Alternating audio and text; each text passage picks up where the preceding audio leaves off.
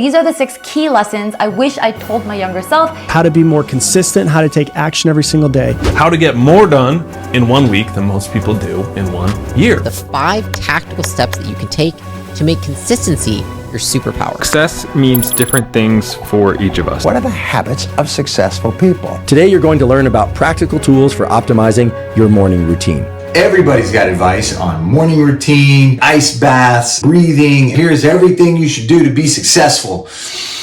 I don't know everything, but I know one thing that has helped. Here's what it is.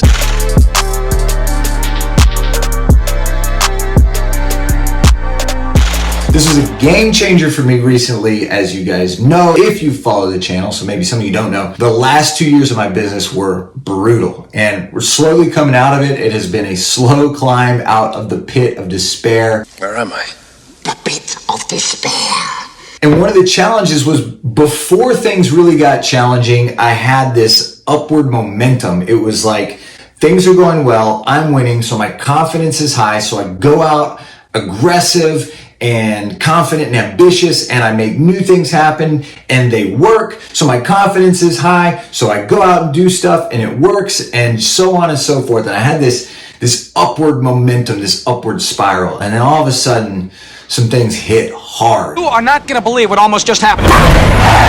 Interest rates changed, the market changed, etc., etc., etc. And it kicked my butt, and we started a downward spiral where it was like bad news, and I took a hit and I lost some money. And man, my motivation kind of took a little hit and it came down lower. My confidence took a hit, and then I lost again. Boom. And I'm not feeling as creative. I'm not coming up with great solutions, and I lose again. Downward spiral, like big time, to the point where I couldn't figure out how to reverse that momentum, right? The momentum I had before that was carrying me up was now doing the same thing, carrying me down, and I couldn't figure out how to turn it around. Don't even think about trying to escape. The chains are far too thick. And don't dream of being rescued either. Then I'm here till I die?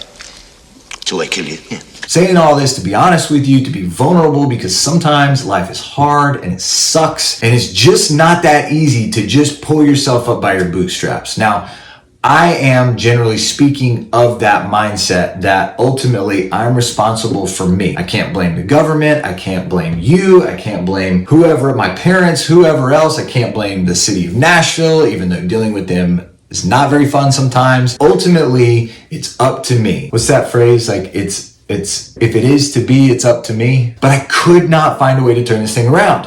And I'm going to tell you the thing very recently that helped me begin to regain that momentum. And I don't necessarily feel like I'm back to my old form, let's say 3 years ago, where I just felt like I was in the zone and just killing it left and right. But I'm heading that way. I can feel the momentum has shifted. I can feel the excitement. I can feel the confidence. What I'm doing is little things like I'm starting to imagine what's possible again. Heck, starting these shorter videos is part of me imagining again. And I really haven't for like 2 years. For 2 years, I've been hanging on for dear life. I got you. You're right.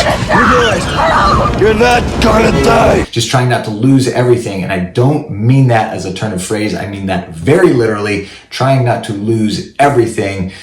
That has been distracting. Got you. Got you. Got you.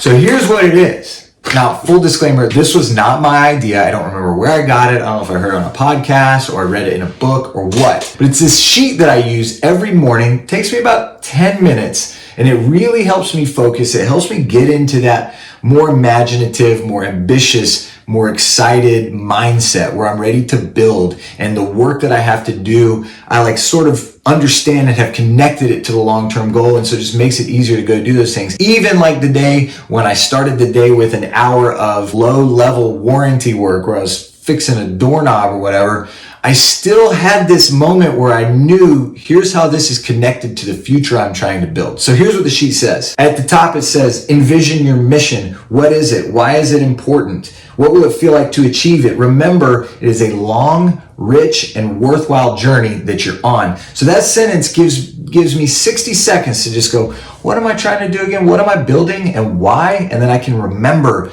the vision I have for this company and the vision ultimately that I have for what this company will enable. And that's things for my family, things for my kids that I want to be able to do with them or give to them. So then it says, if I were living this day for a second time, what would I do differently? and it just has 5 blank lines, bullet points, and that's where I write things like, I would start the morning with prayer. I would do the tasks on this sheet in order and trust what I wrote down. I would spend purposeful time with my sons. So I just think, okay, if I got to the end of this day, what would be the things I want to make sure that's what I did? Just gives me time to prioritize, right? I want to make sure I don't get to the end of this day and I haven't put any sort of purposeful time in with my 3 boys. Then I have, what are my 3 key tasks today? What must happen to build my company and move towards my goals? Now, yours might not say build my company, might say what must happen to, I don't know, create my product or grow my website or enrich my marriage, whatever. But what must happen? What are the 3 key tasks? And here's where I write the 3 things that if I only accomplish 3 things today, it's a successful day. It just helps me prioritize, because once the day gets rolling, man, I'm getting texts, I'm getting phone calls, things are blowing up and problems are coming up, and we become tyrannized by the urgent rather than the important. This helps me remember what's important, not what feels urgent. So here's my bullet point 1, and after it, this little line under it is rest or reward. So I just put little things like right here, it was like, hey, do this warranty work. My rest or reward is I'm gonna read 1 or 2 chapters of this book I'm reading. You guys wanna know what a giant nerd I am for real? I'm reading Les Mis right now, okay? It's freaking enormous.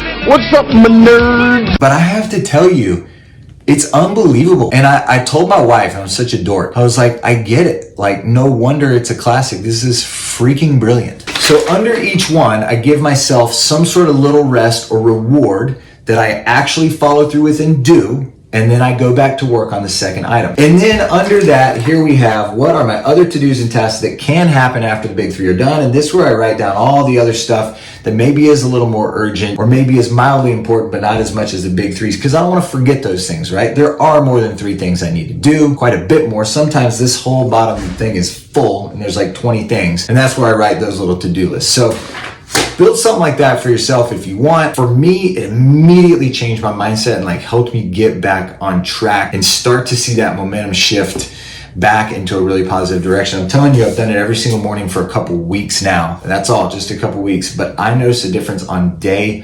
1. My mindset was better. Just doing it on the first day gave me the momentum to immediately do it the second day and just start to get into that rhythm. Give it a try. I'm pretty certain you'll find it helpful. That's all I got.